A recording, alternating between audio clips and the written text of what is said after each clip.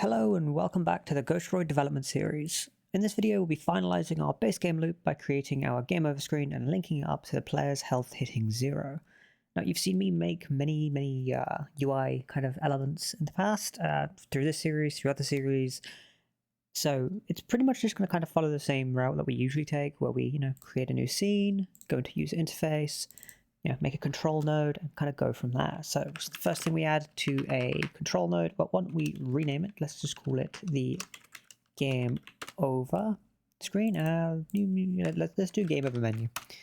Make it kind of a bit more cohesive. Let's go save it under scenes, under menus. Now let's use Control A or Command A to add. We are going to add a margin container. Go to the anchoring up the top here and full rect that. Zoom out of it. There we go. Going to change the constants to 12, 12, 12, 12. So we have a 12 pixel padding around each edge of the screen. Now inside that margin container we are going to add a VBox. We're going to change the alignment on the VBox to end. And we are going to change the separation under the theme overrides constants to 24. Get this set up now, though we don't have to do it in the future. Now, game over screens are, quite important, especially for your game loop. They will kind of allow you to just either go back to the main menu or restart the current level and retry. It will also show the player's final score, and it will allow us to start hooking up the next set of functionality for saving our high scores and setting up like a high score or scoreboard. Yes, we want to add a title to this as well, so we're going to want a label. Then we're also going to want to add a second label so we can show off our score. So I'm going to use Control D or Command D to duplicate the label whilst it is selected. Then I'm going to click on the VBox container, use Control A or Command A to add a button. And finally, we will duplicate that button as well. So let's go through all of the namings. Let's name the first label title. The second label score. Actually, let's add label to the end of these so we are fully clear that these are labels. The first button we will name the retry button. And the second button we will rename the exit button. Now for our title label, let's go and give it the text of game over. Because, it has, we have game overed, we have lost all of our health, we've lost all of our life. Time to either start again, right? So let's set the horizontal alignment in the title label to center. Let's also do the same for the score label whilst we're here. Set that to center. We'll write score with a little colon inside of it for the actual text inside of the score label here. For retry, we are going to just write restart with a question mark. Actually, we won't even add the question mark, we'll just add restart. And for exit, we will say quit to main menu. Now, there are some really interesting things I want to do here to get it kind of laid out in a very certain way. And this is all kind of revolves around the title label being set, well, specifically. So what we're going to do is we're going to click on the title label. We're going to come down to layout. We're going to go down into container sizing. We're going to scroll down to the vertical and here, so vertical. We're going to set that to fill. And then we're going to click expand, and that's going to send it to the top. Now, this is going to be really, really tiny to read, so I'm going to go into theme overrides, font sizes, and I'm going to change this to a really big 64 pixels. So now we have this really big game over title at the top. With that done, let's move down into the score label. And we're going to do something a little bit different with this one. We're going to scroll down to theme overrides. Once again, change the font. We're going to change the font size to 48, so just a little bit smaller than the game over one. And we're going to go into layout, container sizing, and all we're going to do here is just hit the expand button. Now that is going to center up our score to be below the game over, but also pushed away from the buttons, which is really, really nice. Now for the buttons, we want to do something really fun as well. We're going to shift click on both of them so we can select both of them and modify both of them at the same time. We are going to come down to the layout. We're going to change the custom minimum size in the X to 300. And we're going to change the container sizing for both of these to shrink to center and shrink to center. And we're going to remove fill. So we've got these really big buttons, but now what we want to do is, of course, change the font size for these two to make sure they're nice and big and bold. So font sizes, we will change this to 32. So the reason why I set the custom minimum size on these to 300 pixels is because it sets them up so they're both the same height, or same kind of length and width, or width and height, yeah, same width and height as each other. If I didn't do that, then the restart button would be smaller than the quick to main menu button, and that would look a bit odd. Now there is one thing that I kind of forgot to add to this. If we go and click on the game over menu here, and we use Control A or Command A, then we type in pan or panel, we're going to add a panel to this. We're going to drag it all to the top so it's above the margin container. We're going to hit full rect. With that done, we're going to go down into theme overrides, styles, and you'll see that we only have one option here. This is the style for the panel. Now, styles are extremely important to learn, and we won't really need to be doing much learning about styles on this. The one that we do want to learn about, however, if we click on the little drop down, is the new style box flat. So you can add a texture, an empty style box, which basically makes it invisible, a texture, a style box flat, which allows you to customize the color of it, or a style box line. We're going to start with flat. Now we're going to click on the style box flat we just created, go to background color. I'm going to change this to black, and then change the opacity just a little bit. So now if I click run the current scene, we now have this nice little game over menu. So with that done and the actual menu kind of built and set up, let's go into the game over menus root and add a script to it. We're going to go to the class underscore name, and we're going to give it the class name of game over menu. Oh, very quick thing. I changed a setting in Godot. I'm going to show you now. If I go to project settings, and it's not project settings, it's editor settings, and I come down to the text editor and I go completion, I've turned on add type hints. Now, the reason I've done that is because it basically adds the void and the float and stuff to the original functions and any other function that is already predefined in Godot without me having to type it. It kind of keeps the code a bit more clean and to my style, where I am very strictly typed.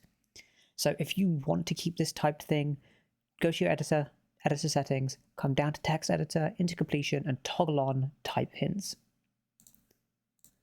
So I'm going to remove these comments because I dislike the comments. And we are going to want to create a little onReady variable for our score label. Now, here's another thing about type hints. If we use the normal drag, control, drop to create an onReady, it will preset this for us as a label. Now, with how we plan on setting the score label, having an onReady isn't actually going to function the way we want it to. So what I'm actually doing here is I'm using this to basically create most of the kind of syntax for us. It's the lazy way of doing it. Then we change onReady to export, and we change the $sign variable here to null. And that is a pre-typed export for you. Now all we have to do is assign it. So we assign the score label, and we now have access to the score label, so we can modify that when we get a chance to. So let's actually just remove the process and ready functions for now, because we're not going to be needing them. We're going to add a new function. We're going to call this set underscore current underscore score, void return type, and we'll write pass. It's going to need some parameters, and the parameter it's going to need will be a new score of an integer, because what we want to do is set the score label's score, so the text, to whatever score we currently have. So we're going to need to somehow call this function, right? So now we're going to set the score label up. To do that, we're going to go score underscore label dot text. So we want to modify the text. We're going to set that equal to a new string. Now we're going to do something a little bit different than what we usually do when it comes to setting up strings. Now this is a far cleaner, kind of better way of doing strings. First, we're going to write the word score, and then we'll add a little colon there to separate the score from the value. And now we're going to write %s, not a, s. What that is going to do is it's going to be doing what's known as a format string. Anything that we do after this new percentage sign right here, we'll be replacing this %s. So if I do new score and we open up an array and we just go new score like so, anything that comes in this little dictionary that we set up, so new score 2 3, this should give us a little error. It did not, fair enough. Basically anything that goes into here will replace this %s. So if you did like another %s and then you did another dictionary entry like so, or another array entry like so, it will do the same thing. You don't actually need the array opening square brackets or closing square brackets here for this to start. So what I'm actually going to do here is I'm going to, instead of doing new score, I'm just going to write var, we'll just go random, of type integer, and we'll set it equal to rand I. And then in this % here, we're going to just type in random.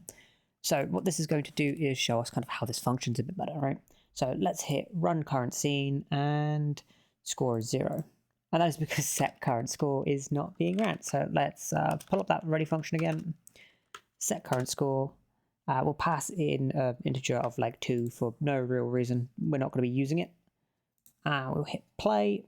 And there you go. So the random integer is actually pulling out a, well, random integer, right?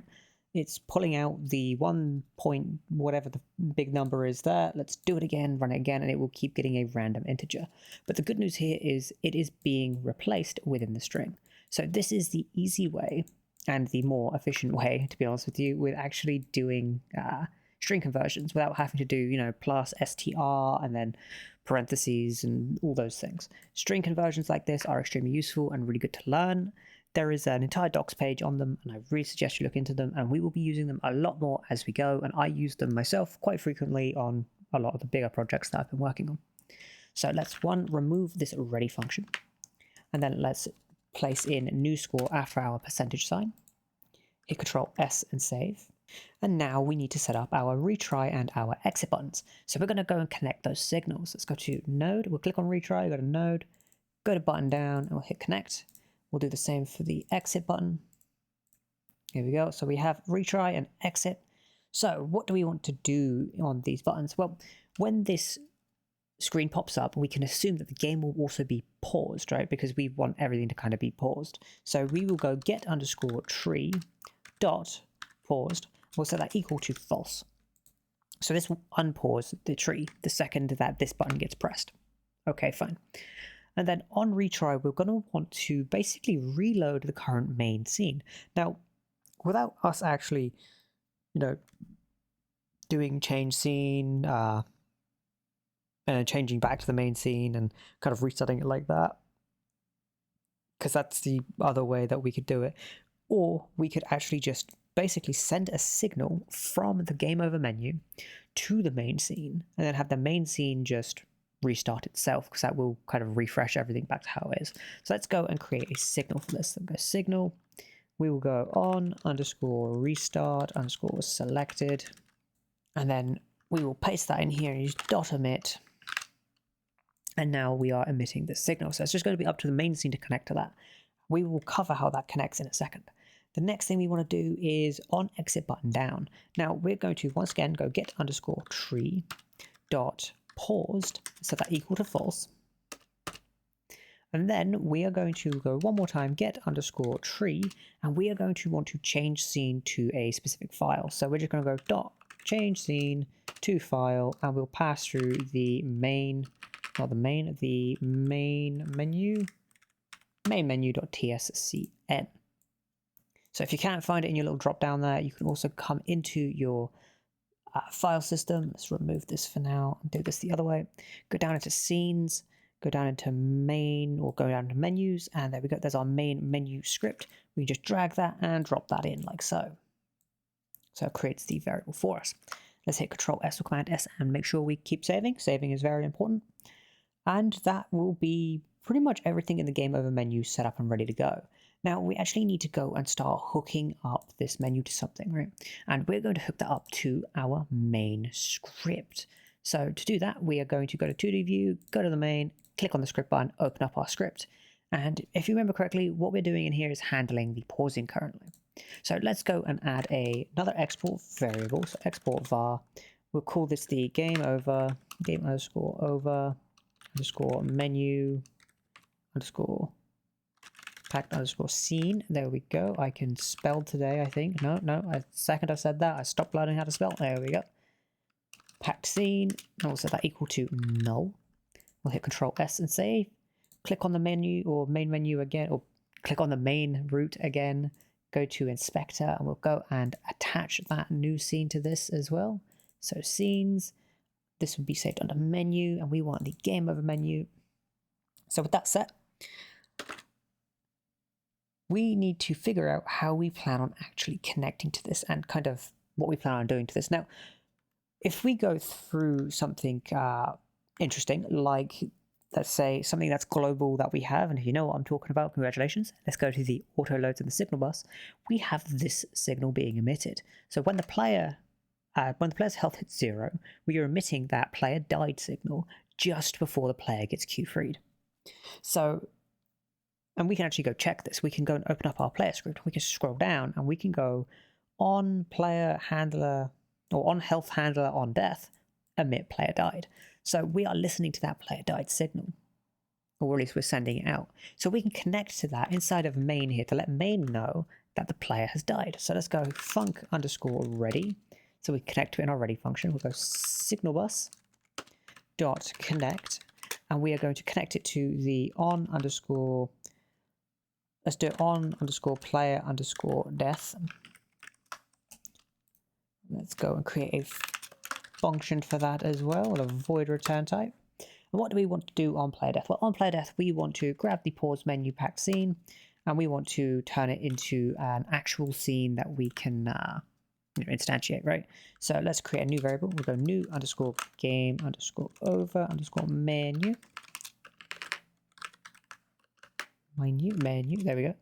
Of typed game over menu. And we'll set that equal to the game over menu packed scene dot instantiate. Now there is a typo with my original variable. Apparently on player death needs some variables. We will look into that one in a second. Expects at least 2 signal bus on player died. Oh, that's why. Wait, that's not wrong. Oh, I'm being dumb. Okay. Cut that out and we'll go signal bus dot on, was it just dot player died dot connect on player death. There we go. My brain today. But yes, there is a typo here with the game over menu. What we're going to do is we're going to go up to the top export variable here, game over menu. I'm going to use Control D to select it, and then Control D again to select the other instance of it. Then I'm going to use left arrow to go to the very beginning of the line. I'm going to move over to where it says where the little typo is. I'm going to insert or fix that, and that will fix it on both lines for us. So we have our game over menu instantiated and ready to go. What do we want to do on this? Well, we want to grab the new game over menu, and we're going to want to set the current score. So let's go dot set current score. Need to make sure I saved that. Set current score, I did. It's not giving us autocorrect because of the way that I'm typing it. Let's write as game over menu here just to make sure we get the autocorrect, or IntelliSense, just to make my life a little bit easier. There you go. So set current score, and we want to pass through a new score. Well, we don't actually have a new score yet. So let's go back up to the top and create a new variable. And we're going to call this one the current underscore score. It'll be of type int, and we'll set it equal to 0. So for now, we can just pass through the current score into here. Next thing we want to do after this is, of course, we want to go and connect that restart signal that we made to, so when we press the button, we can restart it. We want to connect it to the main. So let's go and do the new game over menu dot on restart selected dot connect, and we will connect that to the on underscore, just call it on game underscore restart. We'll go create a new function for that real quick. So func, and then press Control V.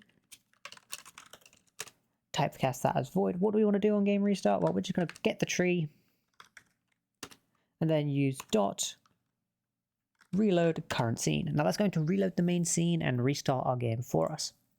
So that's the restarting handled. But final thing we need to do here, of course, is grab the UI container that we have stored as an onReady variable, and then use .addChild, and we want to add the new game over menu.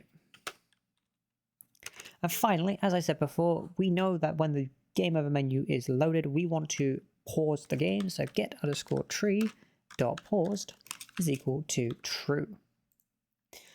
So this solves pretty much everything other than how we plan on getting the score. Well, really good news here is we of course already are emitting a signal again. Like this is why I love the signal bus and why the way we've designed this makes it really easy to add to. We are emitting a get score signal. Now that signal is, returning the current score, right? So where is that getting emitted from? Well, if I go down to the score manager script, right here in increase score, so every time something calls this function, which anytime anything gets queue-freed, it's calling it's emitting the increase score function. This is connecting to it. It's going to increase the score, and the signal bus is then emitting get score, or the score manager is emitting the get score function for the UI to listen to. So that means in the main script here, we can go under the ready function, we can go signal bus dot get_score .connect, and we can set this to set_current_score. Now we can go and create a new function for that. We'll do it just below the on-game restart. So func set current score. It of course is taking a score in, so we'll go new_score of type integer, void return type, and we just need to set the current score equal to the new score. So if I hit Control S and save, this should actually be our entire menu set up and ready. Now, for the eagle-eyed view, you may have noticed that something here will actually go wrong, specifically with the pausing. If we go back to the game over menu, we always need to remember that if we want a menu to function when the game is paused, we need to come over to it, scroll all the way down to its node, and then go to process. Where it says mode here, we want to change that to always or when paused. So for now, I'm just going to do always. I'm going to click play. And actually, let's do something really, really kind of dumb. Let's click run current scene and we'll run just the game over menu. And you see here, there is no score to set. So if I hit restart, it should do nothing. So the reason it doesn't really restart is because I have managed to somehow, please save me, do the same thing I did in the last video. I'm starting to think I'm just starting to code a bit too much in a day, I think, and my brain's starting to get a bit foggy. I've been working on another project, which I will be sharing with everybody soon. But, yeah, I did the thing where I set only the process mode for the exit button to always. If you go to the game over menu, go to inspector, process, mode, change that to always, and now it should work here. Let's do it this way. Let's just go click that. Restart should break because I added a breakpoint, and then it should do nothing because technically speaking there is nothing for it to do. When I load up a scene, the main scene doesn't exist anymore. But if we actually go and retry this one more time and we go and give this a good old test, let's go get the ship blown up, chase some projectiles. There we go. Score 150. I can hit restart and it restarts our game from square one with all of our health and our score set to nothing. And that's it. Now let's go and test the exiting to main menu and make sure that functions, which I'm 99% sure it will. Quit main menu, and we have now restarted our entire game loop. The next thing that we're going to be doing in the next video will actually be sorting out the high score. Right now this button does nothing, and we are already, starting to emit our high score on death, and we're trying to figure that out slowly. But we're going to be adding like a little scoreboard that can pop up and just show us what our most recent scores are, and it will refresh maybe like the last 5, 6, or 10. But yeah, sorry this has been a bit chaotic, especially near the end there, but thank you for watching. I hope you're having a great day and a great game dev journey, and I will see you in the next video.